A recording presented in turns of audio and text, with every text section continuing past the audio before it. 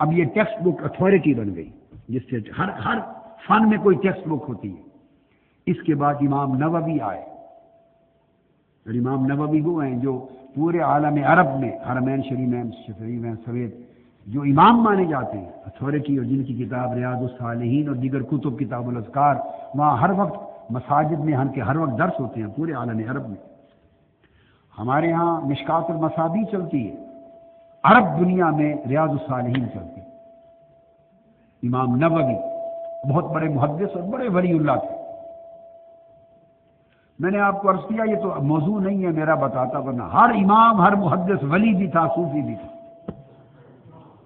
کوئی تصوف، طریقت، سلوک، معرفت اور ولایت کے بغیر نہ کوئی امام بنا، نہ بن سکتا ہے، نہ بنے گا، کہ جب تک مالا اعلیٰ کے دروازے نہ کھلیں اور شرح صدر نہ ہو اور انفتاح صدر نہ ہو اور انفتاح مالا اعلیٰ نہ ہو، اور یہ نیچے اور اوپر کے سارے خزانے جب تک ملے نہیں، اس وقت تک علم میں امامت کے درجے نہیں ملا کرتے، حجت کوئی نہیں بنتا، خالی کتابوں سے کام امام نہیں بنتے۔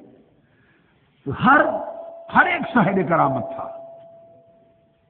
امام نووی بھی صاحب کرامت تھے، جن کا پورے عالم عرب میں حرمین شریفین میں حجت ہے۔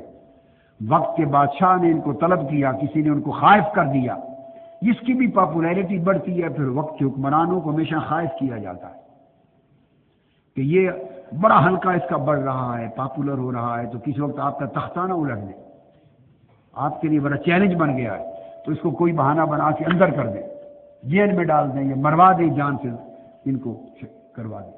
تو شاہ وقت نے طلب کیا، اپنے دربار میں کھڑا کر لیا، کو بات چیت پوچھی، الزام لگائے، چاہتا تھا تو کسی بات پہ پھنسا کے پھر میں سزا کا حکم دے دوں، بدنیت تھا۔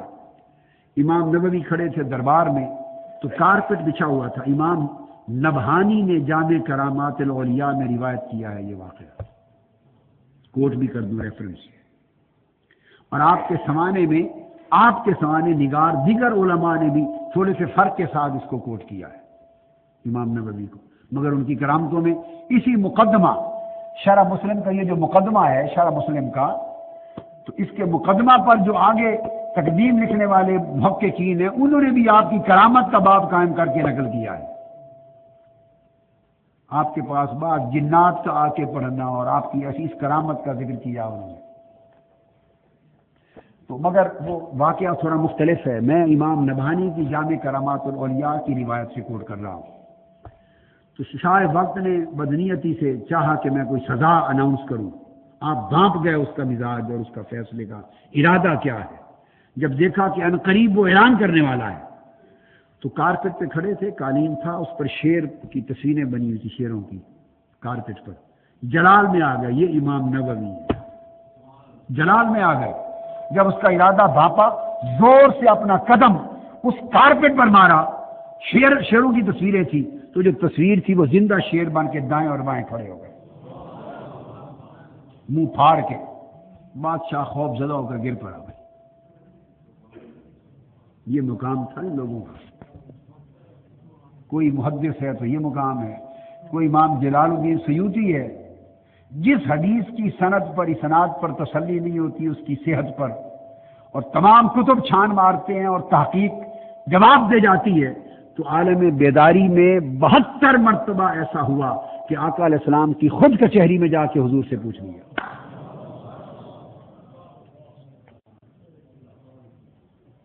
محدثین نے بیان کیا ہے، صوفیاء کی کتابوں کا قصہ نہیں ہے۔ امام سیوطی کے کل سوانح نگار جو محدث ہیں، امام عبد الوہاب شارانی سے لے کر ہندوستان کے علامہ انور شاہ کاشمیری صاحب تک، فیض الباری کے اندر بھی انہوں نے 22-23 مرتبہ حضور کی کچہری میں یہ براہ راست پوچھنے کا نقل کیا ہے، اور امام عبد الوہاب شارانی نے 72 مرتبہ، اور امام سیوطی کی اپنا قول ہے 70 سے زائد مرتبہ۔ ائمہ حدیث نے، محدثین نے، علماء نے، ہر مکتب فکر کے اور ہر طبقے کے لوگوں نے لکھا ہے۔ تو یہ لوگ حضوری اور کچہری والے بھی تھے، اور حضوری کے بغیر علم میں حضور نہیں آتا۔ تیری نماز بے حضور، تیرا امام بے سرور، تیری نماز بے حضور، تیرا امام بے سرور، ایسی نماز سے گزر، ایسے امام سے گزر۔ یہ حضوری والے لوگ تھے، اہل کرامت تھے، اہل استقامت تھے، اور علم و فن میں پھر امام تھے۔ تو یہ